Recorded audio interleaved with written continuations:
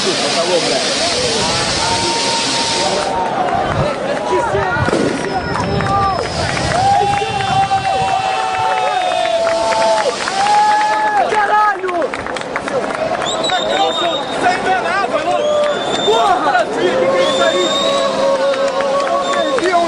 Desse, eu tenho vergonha, pô. Tenho vergonha que a gente passa por um